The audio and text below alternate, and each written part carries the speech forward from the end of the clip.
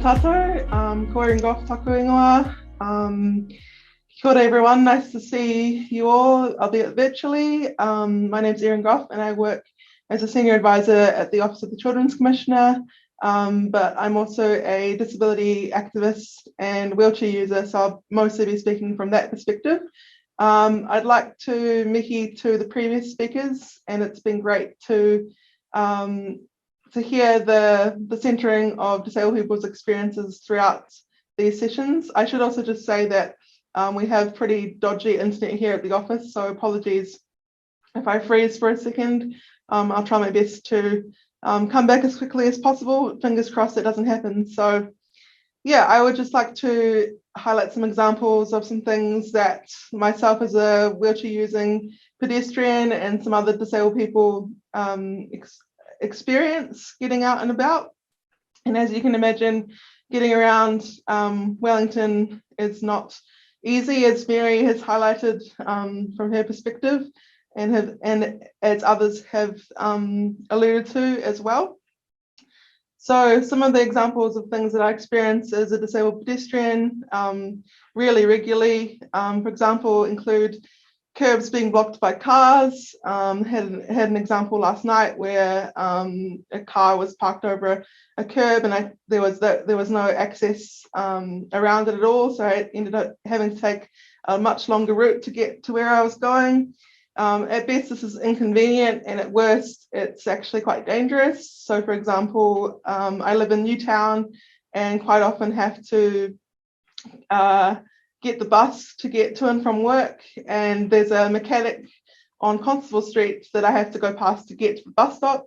They often park over the curb, and it means that I have to go out onto the road, and that it's a very busy road, and quite often am risking being hit by cars, not to mention missing the buses, which aren't frequent in general, given Wellington's less than ideal bus network. So that's an issue that I face really often. Another thing to do with curbs is just how they're actually designed for wheelchairs. So a lot of them are actually not very usable, and quite often I end up getting stuck in them. They're too steep or not flat enough to get across. And obviously that's not ideal either, because then I have to wait for someone to come and help me out of the curb. So the way that those environments have been designed have obviously not been tested with disabled people before they're actually been implemented as well. I'd like to tautoko Mary's point about e-scooters. That's been a big issue for me in terms of trying to get around as a wheelchair user, in terms of them blocking the footpath, and also in terms of people coming up behind myself and some disabled friends, particularly those who are ambulant but still have mobility issues. That's been a big issue for them in terms of impacting their safety getting out and about. And I'd also like to tautoko the point about the tiles that are used across the city being particularly dangerous for disabled people. For myself, I obviously use a chair, so that's not a problem for me, but for many of my friends, they avoid going out because on rainy days because of that issue. And it just means that we already face so many barriers in getting out and about, and it's just another barrier that could easily be solved by using different surfaces that aren't slippery.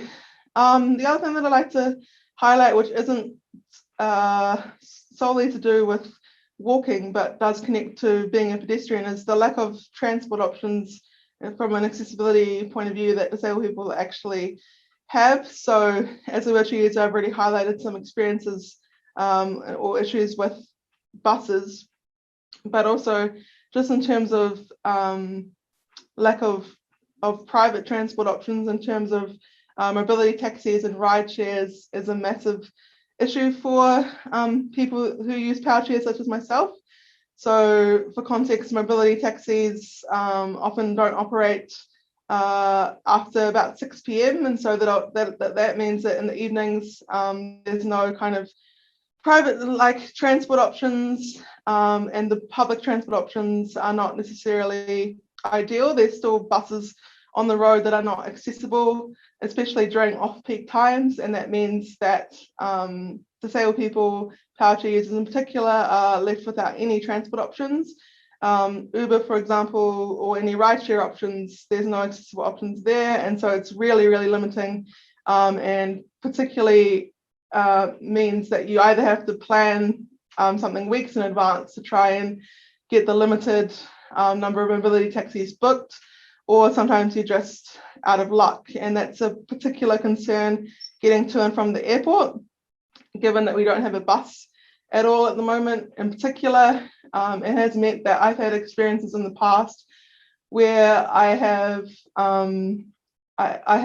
had no option in terms of getting home from the airport, and it's meant that at one point I had to get a taxi to come out from Kapiti, because that was the only one that was available, and pay $200 to get from the airport to the city where I was living at the time, because that was the only accessible transport option available.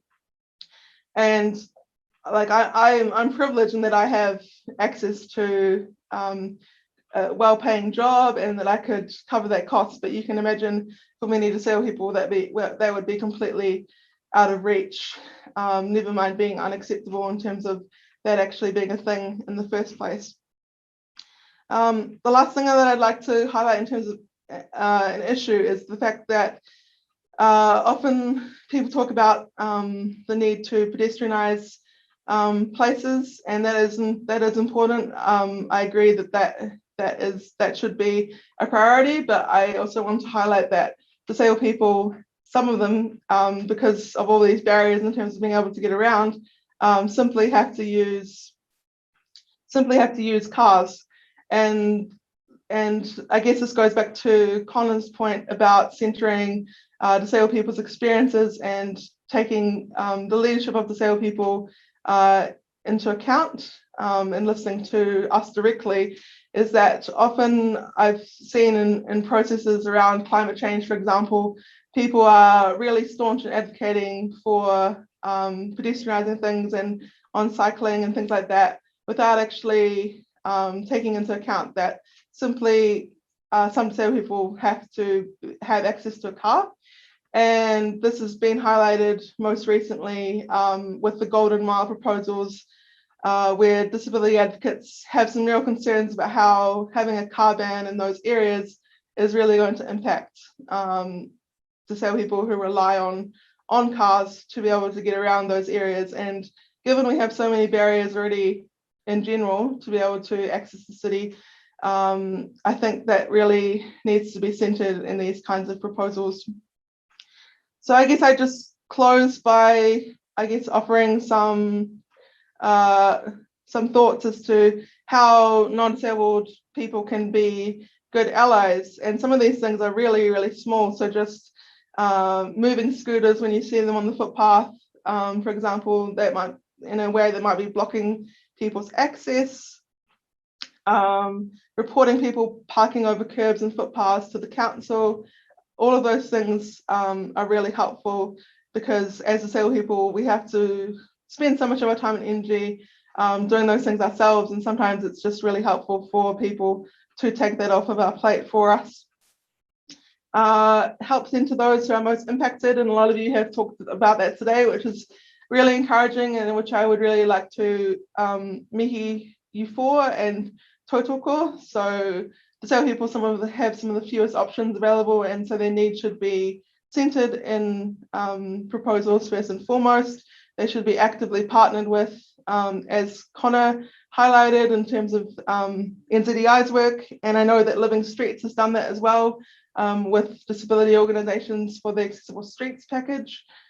So there's some really good examples out there, and I guess just recognition that not everyone can get around as a pedestrian easily, and to allow for that in terms of nuance and being flexible when we kind of talk about some of these issues, so as not to perpetuate the ableism that disabled people so often experience.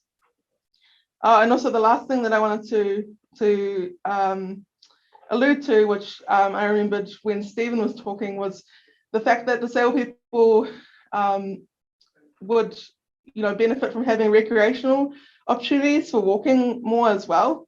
And that's not often an option for us. So just to consider that as an option when thinking about walkways. There's a really good example down in Christchurch where there's a new walkway from Ferrymead to Sumner, and over New Year, 2 other disabled power chair using friends and I used it, and it was fantastic to actually have that experience of being by the coast and be able to get out and about on a sunny day with other pedestrians, with cyclists, with people with prams, all sorts of wheel transport, and just enjoy that as a thing. And that's not something that we often get to experience. So I just like to put a plug in for that as well. But I'll leave it there, and I look forward to further discussions and questions. Tēnā tātou katoa. Thank you.